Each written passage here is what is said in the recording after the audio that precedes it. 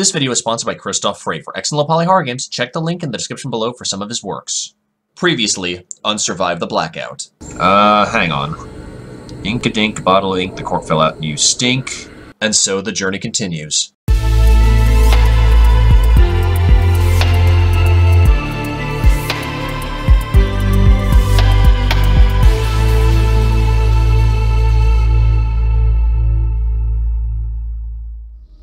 What's up, y'all? Boogie Night here, and welcome back to Survive the Blackout. And I know I'm not wearing black.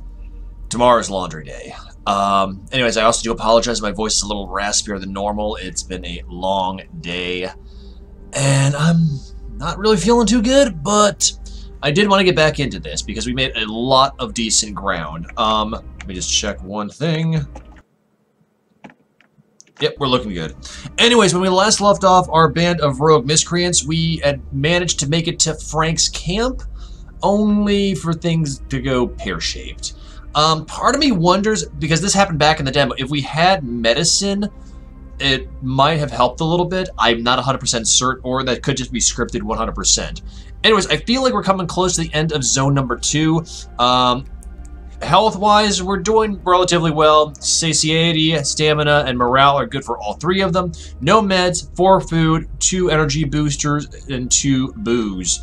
So, yeah, with that being said, let's hit the road and continue our trek towards the light. We packed up the camp swiftly. The light awaits us. Hang on, let me just fix my camera. Okay, there we go. Let's go. We came across a small campsite hidden in a dense thicket on the side of the road. It was empty, but the extinguished campfire was still smoking. We can either get closer, or it doesn't seem safe. I don't like robbing other people, but we need meds, so let's just take a quick look. We got closer to the campsite. There was nobody there, but we found some fresh fruit, which we ate immediately. Okay, so our satiety has gone up. Perhaps we should look around the tent. This is enough, or somebody was here recently. I don't want to be ballsy, but I kind of want to be ballsy. Oh. Hey, we see we got 1 med and 1 food. We found a lot of canned food and some meds in the tent. As we were searching, the inhabitants came back. They looked like thugs and weren't happy to see us here. Let's give them back their stuff. Let's attack them. Let's run. So we lost a little bit of stamina. That's cool. We managed to escape with stolen supplies in tow. The run was really exhausting. At least we escaped. We got lucky, or let's go. Okay, so this kind of presents a morally gray area since they were thugs, and it could be remnants of what we ran into in that one town where the guy got beaten. I'm not sure. I feel like a little bit of honor amongst thieves, so I'm just going to go and say at least we escaped. Let's press on. We noticed a strand of smoke in the air. As we got closer, we heard some heavy cursing coming from one of the houses in the distance. Okay, I think this is scripted because I believe we might have run into this in Season 1 at the lakes. Let's go ahead and cautiously approach the place. We don't have... Oh, yeah, we don't have Alex. Coming closer, we heard cursing and painful moaning. A man was bent over with pain in front of us. He did notice us. Let's go ahead. Let's observe. We crouched through the dirty window. We saw that there was a way in on the other side of the building through the kitchen. The man was dressing his wound and wasn't paying attention. What's that machine? Go to the kitchen. You know, let's go see what Jack has to say. I think I see something.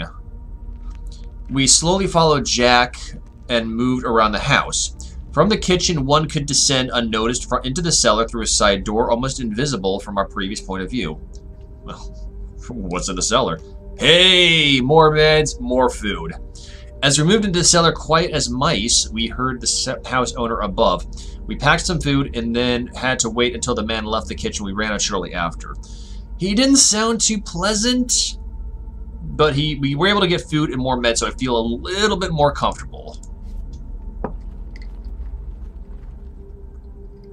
We saw a pile of rubbish at the side of the road with some tracks around it. We've gotten busted already by that chick with the knife, so we better leave. We've got enough supplies for now, so let's just go ahead and leave it. The wind was howling above the pile as we left. There wasn't a living soul around, and the trash looked like a collection of dreams broken by Blackout. That is a really poetic line. I like it immensely. Slowly decaying in the middle of nowhere. It was so creepy in this place, or let's hit the road. Once again, this is the end of an instance, so I kind of feel like we should be okay. So, yeah, let's say it's creepy. I like, once again, how the scene... Hello. We found ourselves at the border of a great city. Should we go straight ahead and delve deeper into the city or walk through the suburbs? I feel... Now, we did the suburbs in Season 1. But I feel like the city, there might be more opportunities. But I also feel like there might be more danger. Okay, we did the suburbs last time. We have to go into the city. Achievement unlocked. New region of the city. Actually, we're just going to go ahead and set up camp when we get there. Abandoned office buildings with empty windows, broken windowsills of shops. It was the new reality of formerly thriving city. Let's set up camp quickly. I just want to look at something. Okay, so Jack, he still has the crowbar. That's good. Anne has the cane, so that's helping her stamina a little bit, since it is a simple walk game giving reliable support. And then Sarah should have the knife. Okay, so we do have enough provisions. We should have put the letter in Jack's hand. Oh well, it is what it is. We don't have we've got more than enough inventory. So let's go ahead and forge ahead. We don't need to take any breaks. Oh, hang on. Derp.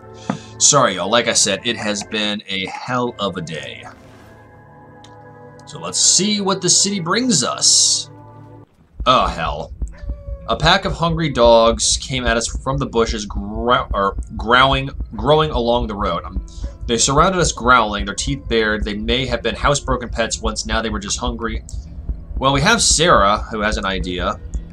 That dropped a little stamina. We're okay. Sarah has a new perk. Really? Okay, we're going to set up camp after this, because I want to see what this perk is. Sarah pointed to a nearby abandoned hut. We ran for it and managed to close the doors just before the pack caught up to us. The strays circled around and scratched at the door, but finally gave up. Good job, Sarah. It was close. Yeah. So let's go set up camp. I want to see what this perk is. The Savior. Your actions are more empowering. Let's actually go. I did not know we could get more perks. Now, the real question is, will this stay into Season 3, or will it reset just to Viper's agility? I'm curious, but okay. We're okay. We don't need to do anything else, but let's go ahead and hit the road. That is actually really cool. I guess the more actions you take with your characters, the more perks you probably get. A loud booming voice was calling on us from behind. Whoever that was, he seemed to know us and saying he had something that could be interesting to us. Turn to the voice. Let's go and stay cautious. A man was coming our way saying something about a message. His close, I'm guessing clothes, were ragged, but he wasn't malnourished and didn't seem aggressive. What do you want? Speaking of dogs, neighbor's dog. So we had Sanvi, we could say, do you need help? But let's go ahead and use Sarah. Sarah's tone made the man freeze for a moment, but then he started speaking. The refugee camp was no more. Oh. The refugee camp was no more, and its inhabitants decided that the only way of surviving was scavenging and stealing. Is that the whole story? He explained that the problems in the camp were brewing for a long time. People were being accused of working with the bandits, harassing the community. Now it got worse. Thank you, say nothing. Yeah, let's just go ahead and say thanks. The man smiled. He didn't ask for any reward for the information he provided. He just up and left. Okay. Well, I mean, we kind of saw that in the last episode, that things at the camp were not doing so well, and Frank apparently was holding on to his last shred of hope. So, that was a good deed. Let's move on. A man ran towards us with a small package in his arms. What was he into? We can hide from him, we can try to stop him, or we can ignore him. Well, hiding from him is not going to impact our stamina at all, so let's go ahead and hide. The man ran next to us, not stopping, holding some package close to his heart. It seemed important to him. Let's just let him go. I feel like this city is a very dangerous place, so let's just go ahead and leave him to his own devices. And whatever it was, let's go on our way. What a strange encounter it was. We moved on hoping it was the last odd thing that happened to us for a while. Hopefully. But I doubt it. During our journey, we found a store. It looked like a typical small city store, That covered most of the goods such a place would need, from alcohol to cosmetics. Rush in and search. There has to be something here. Let's go and check the back door. The back door was barred, so we couldn't go this way. However, it seemed no one would bother if we came in using the front door. Let's go ahead and risk and take a search. Nothing. Nothing. Nothing. We found a rope. We can probably fit one more. Yeah. We found nothing. Okay, we got to get out of here. It's time to move on. Let's see what the rope does really quickly. Bear with me one moment. Rope. Coarse but strong flax rope. Useful to get to hard to reach areas. Can we give Anne the rope, actually? Okay, so let's go and give Anne the rope. The cane doesn't seem to be doing much to her stamina. Maybe it would work better on Sarah or Jack. But the rope could be good. Okay. Flax rope. Okay, brilliant. We'll go a few more instances that we probably should take. Why do I keep clicking on the tent? I'm sorry, y'all. I really am. I'm kind of at that one point where I'm exhausted. I'm not feeling well, physically and emotionally. My voice is shot, but I really want to get back in this game. So if I make some mistakes along the way, I do apologize. The good news is I sound a lot more like Castiel. Boogie Night, you might as well try and get some rest. You know, benefit for us. Lloyd, you know, I'm not talking to you. Actually, it's funny. Connor made a comment in one of my other videos about how, like, Lloyd is taking on a life of its own. I never really thought about that. The Chronicles of Lloyd. The first thing we heard was loud sobbing. A woman appeared in front of us holding her unconscious kid in her arms. Check up on her. Is the kid all right? None of your business. Okay, I feel like there's something that happened in the first, area. Let's go and check up on her. The woman wept, cuddling her kid in her arms, and explained if we saw the bastard who ran away from here. Oh. There was some guy on the road. The weeping mother kept saying it was the work of the murderer. What? She couldn't believe someone would kill her child over several cans of soup. Oh.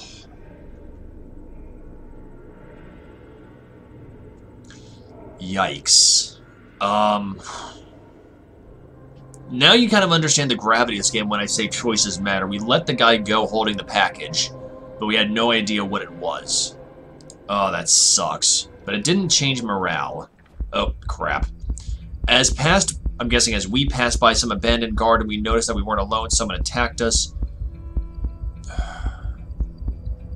Run. We broke into a run, hoping that we'd somehow save ourselves. The bandits didn't let go. Jack, this way. Jack managed to find a hiding spot where we waited until the bandits gave up looking for us. We were safe. I mean, I know we have a knife, but I kind of wish we would have at least one more med, because I feel like if we fought them, we probably would take more health damage. But, you know what? We're safe. That's what matters. As we moved through through the city, another street on our way was completely covered with water, or at least we hoped it was water. Let's look around. I feel like Jack would probably have to do something like this. The place was deadly silent with all the trash around, broken windows. We hoped there was nothing poisonous in the water. Eventually, we saw a shallow path through the water. We have to be careful. Yeah. Foot by foot, we moved on. Road's surface wasn't even. Probably the road's surface wasn't even. After a while, in one of the road's hole, we saw submerged food cans. The water here was foul and smelled unpleasant. We have enough food. Let's just say yuck. We preferred to move on. We were sure we'd find more food, and this water for sure contained lots of unfriendly bacteria. Okay, we'll do one more instance, and we probably should rest for Anne. The store's windows were all broken. Its interior were all covered with vulgar graffiti, as if someone put all their frustration into it. Yeah, let's go and have a peek inside. Shelves inside were broken too, but we hoped we'll be able to find anything here. We have to. Crowbar. Nothing. Booze. Sure. We got another cane. Brilliant. Nothing. Okay. Well, you know, let's go and set up camp. We don't need to eat anything, so let's just take a short nap. Oh, we could have given Anne one of the energy drinks. I don't know if we can actually give her energy drinks. Let's hear me for a second. I've never done that before. Anne took the energy. Okay. Okay, cool. So now we're kind of back up to snuff. I didn't even think about that, because I know we can't give Anne booze. I tried in Season 1, alright? And onward and upward. Let's do this. Oh, hell. The road led us through thick forest. Suddenly we were attacked. Thick forest in the city? Are they in an arboretum? A group of desperate but armed men shouted to give them all we had. They outnumbered us. We should surrender? Hell no. Let's scatter. Let's stay in the group and not let them surround us. Let's do this. Ambushers tried to surround us, but we managed to prevent it, and now it could be an even fight. We even had a chance to stand up and save ourselves. Let's concentrate on the weakest. Let's get their leader. We're going to take a smackdown no matter what, but if we get their leader, their weakest will probably falter. Alright, so we took a bit of a jolt. When we concentrated on getting their leader, we didn't see that they encircle us. We didn't see... Okay, we lost all advantage we had moments before. Damn it. We still fought, but in the end, we got some severe beating. We got some severe beating, and they took our supplies. I didn't see them take anything. This is why we needed the meds. But we got 2, so we should be okay. The only way forward led through a tunnel under an overpass. The problem was the tunnel was flooded with knee-high water. Let's go through the tunnel. Maybe there'd be another way. We had to walk far, and all we could do was safely climb the overpass to go to the other side. Eventually, we found ourselves upon the flooded tunnel. Let's go and look down. It was several floors down, plus the tunnel's depth that we fell now. Just the thought of it made us dizzy. Okay, so better safe than sorry. We noticed an abandoned van. The vehicle had spots of rust all over the body, and it was hard to tell whether it contained anything valuable. Did we run into this in the first episode? Let's observe. It's probably locked. It's going to be a waste of time. I think I've encountered this before. We observed for some time, but nothing happened. It seemed like yet another abandoned vehicle. I think Anne will cut herself. Nope. But we do. She is regenerating. Okay, so she's pretty tired. She looks happy. Anne managed to grab some... grab some of the provisions, but she scratched herself badly. Tearing up, she handed the goods to us. She didn't complain about the pain. We really need these provisions. We got food. Let's go and do that. It cost us. If we can get one more med, we could do a mass healing. I forget what this... I mean, she looks like she's smirking right now, so she looks like she's accomplished, which is actually kind of cute. We stopped on impulse in the middle of the road. It felt like someone was watching us, but we couldn't see anyone. Hide, look for a vantage point, move as fast as you can from here. Let's look for a vantage point. We had a good view of the surrounding area from the second floor window. We noticed a group waiting and hiding nearby and a solitary traveler approaching them. Yeah, Jack, you've got the eye for detail. I think I see them well. Jack saw this too many times. An armed group was waiting and hiding for the lone man, who apparently was their spotter. They talked. He pointed to the direction he came from, and they moved out. Let's go.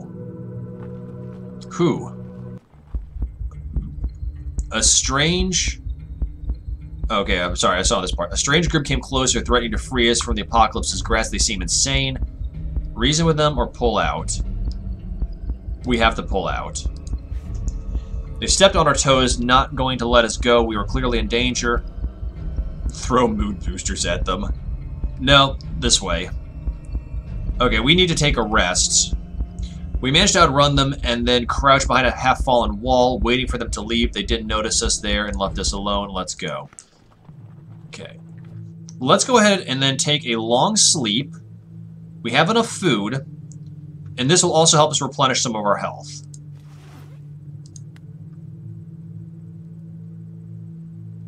Actually, no, we don't need to worry about our satiety. We're still at halfway, so I think we're okay. You slept like a baby, even though you slept for quite some time, you feel a lot better. You know what, we're kind of having a nice bit of a respite right now. So let's go and just talk for a second. You're strange, Jack. Nani? No, wait, huh, why? You're like Sarah, but you talk... Nani. That's what, not why. Let's go to queue up Anne. Why do you need this helmet? For protection. Can I hold it? No. Obviously. You're mean. I'm kind of with you on that one, Anne. It's kind of like, what's it called? The Big Lebowski. You're not wrong, Walter. You're just an asshole. And Sarah. I think you have quite a story to tell. Some stories shouldn't be told. Probably the people concerned in your stories are already dead. Oh, damn. I hope not all of them are dead and you're still not getting anything from me. I love it. I just love the snark with Sarah. She reminds me a lot of Ray in a lot of aspects. Yeah, so we took a nap. Everything looks okay. Let's hit the road. A dog barked at us. It stood in front of a derelict house. What shall we do? Call the dog? The surprised dog whined with surprise in its eyes and ran away. Okay, let's go and search then. Crowbar. Yeah, we can do it. We found energy drinks. Brilliant. Nothing. More energy drinks. And hey, we got meds. Let's actually go. As we left, the dog observed us from the bushes with sheer curiosity. It's a perfect place for solitary life. We've kind of already done the self-sufficient, so let's go ahead and do the world changed. As we moved on, we saw a woman hastily moving away from a building. She looked around suspiciously, then disappeared behind a corner. Go inside, go after her, it's none of our business. Let's go and go after her. In a shaky voice, she told someone that she took care of the kid. Oh. We didn't see the man who praised her for doing the necessary. What was it all about? Carefully peek from behind. Ambush them. Carefully peek. The man tried to comfort the woman, but they both looked as if they had been through a lot recently. Step by step, slowly they moved on. Let's do this. The woman saw us when she turned to look back for the last time. She shrieked, and then both of them broke into a run. It didn't make much sense to pursue them, so we let go. Damn it. You off the kid. That's heinous. We found a perfect spot to rest, a tiny wooden cottage. It was dilapidated, but the surroundings were so peaceful that we'd gladly stay here a little while in here and relax a little. Yeah, let's go inside. Whoa. We were inside when we heard it, glass breaking and the burst of flames. Too good to be true. The cottage caught fire quickly. We were trapped. Break the window. We managed to escape through the window, flames licking our feet. We made it outside, but it wasn't over. Move your freights! Health is decent. We're okay. We don't need to worry about meds. We moved out of the fire's reach. We were lucky that the fire didn't spread further. Okay. Let's actually go. We'll do 2 more instances, I think, and then we'll call it a night. I mean, I've been playing for about 20 minutes. We spotted an abandoned cottage surrounded by a dried-up garden. It was peaceful and quiet. What shall we do? And let's go and see if Jack notices anything. The cottage seemed peaceful. It looked as if its inhabitants left a long time ago. Well, now we have to. Brilliant. Double brilliant. Can we go for a trifecta? Of course not. It's okay. We got enough food. I feel very comfortable about this.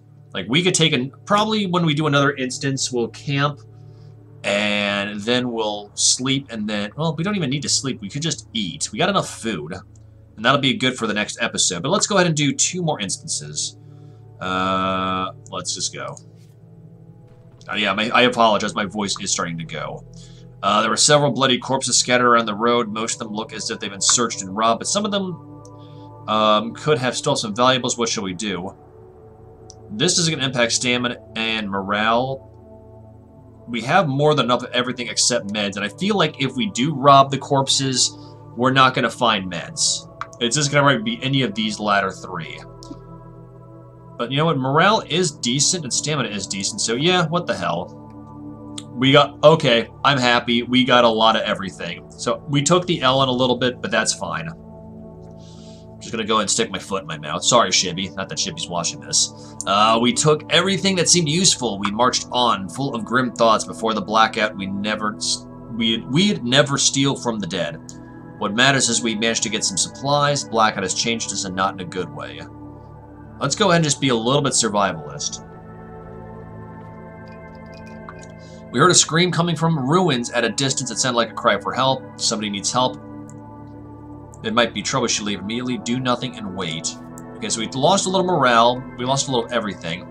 The scream ended abruptly as it had started. We tried approaching the source, but we came upon a pack of wolves tearing a man apart. We backtracked, hoping they didn't see us. Yikes. Yeah, let's go. Why is it... Ah, hell. Suddenly a pack of... Oh, no. This is how we lost Alex in Season 1. Suddenly a pack of Hunger Wolves ran out of nearby bushes and surrounded us. If we climb any tree, we're gonna lose somebody. We have to run. We felt wolves' breaths on our backs as if they played with their prey. It was impossible to keep up. We have to split. Grab a branch to defend ourselves. Desperation gave us more strength than we thought we had left. We swung the branch wildly, and it made the wolves run. At least we're safe. Okay, so... Why is this light... Why is our morale light green versus the other... Well, okay, it might just be the scenery on like that. And notice, actually, how light is now off to the east instead of over to the west. So I think to close out this episode, let's go ahead and eat something. Everybody. You don't need meds. Boop, boop, and boop. I appreciate that, thanks. Okay, so I think this is good of a place as any to stop for the night. Obviously, you can tell about my voice, it's not right. It's a little scratchy, and I'm tired. But I'm still thoroughly enjoying this game. Big, big thank you to Baby Bison Games once again for the key. I deeply appreciate it, and I hope y'all are enjoying this game as well. Let me know what you think. What do you like? What don't you like? What kind of choices would you make? Which kind of choices would you not make? And I think I asked this in the last couple episodes, but which camp would you be a part of? Would you be the loner, the idealist, or the survivalist? Let me know. I read every comment, and I try to reply to every comment. And like I said in previous episodes, I am kind of in contact with Baby Bison Games, so if there are any kind of critiques you want to give, aside from the translation issues, let me know, and I'll gladly forward them on to them. So yeah, once again, a big thank you, guys. I really do appreciate it. And otherwise, before I call it a night, if you like the Boogie Night Project and you want to find out more, I do have a Twitter page as well as a public Discord channel, and links to both of those are in the description below, as well as a link to my temporarily defunct Twitch page. And hey, if you are interested in doing a little bit more for the Boogie Night Project, I do have a wow, I can't even talk. I do have a Patreon account where for as little as $1 a month you get access to exclusive content, such as the patron-only section of my Discord, as well as patron-exclusive uploads that go up every Saturday, and I do take patron requests as one of the many benefits. And know that all proceeds go towards fixing my computer, starting out with some RAM to hopefully put a little bit of a bandage on it, and then eventually getting a new computer, and after that, a new headset, as well as eventually a microphone. And a big, big thank you to my incredibly attractive patrons. I will be fixing my closing shout-out to include the updated patrons, but just know I deeply appreciate all of y'all. So if you want to help out, that is the best way to get involved. So otherwise, I hope y'all have a fantastic night, and I will catch y'all on the flip side, alright? Peace. Hey y'all. While my gratitude knows no bounds for every single bit of love and support y'all have shown for me over the years, there are a few people that I legitimately want to take a few minutes to thank for their unending help and support. First of all, obviously Christoph Frey, not just for being a sponsor of the Boogie Night Project, but also for letting me use his music from GABA Transistor in my streams, as well as him kind of coming up with his own little fragment for my new introduction to the Boogie Night Project. And speaking of introductions, the intro, as well as my YouTube banner page, were done by the amazing Oren. You might know him as Oren VDK, as well as Oren from Couple Cakes. Thank you so much, Oren. I really do appreciate the time you took to put together everything from the banner to the beautifully done introduction that merged perfectly with Christoph's music from GABA Transistor. So big thank you to them. And also, this would not be possible with the help of my extremely amazing patrons, both current and former, such as Lexi Kitty, Silverleaf, Barry Grave, Harkov, Jeray, Larian, and Oren, as well as a few others that have come and gone over the years. Y'all, this would not be possible without your help and your support. I know I have not been able to provide much in the way of giving back in Patreon rewards, but I am in the process of revamping my Patreon as well as the rewards that I can do, so be prepared. I know I joke about it, saying that if you're morbidly fascinating, check it out, but if you do want to give to the Boogie Night Project, that is the easiest way to do so, and I am legitimately setting aside funds to buy more hardware for my computer, as well as making things look more professional. But once again, very big thank y'all to everybody who has supported me from the beginning all the way to the present, as well as those individuals that have gone out of their way to help. So once again, guys, thank you so much for all your constant love and support. My gratitude knows no bounds, and I'll catch you on the flip side, all right? Peace.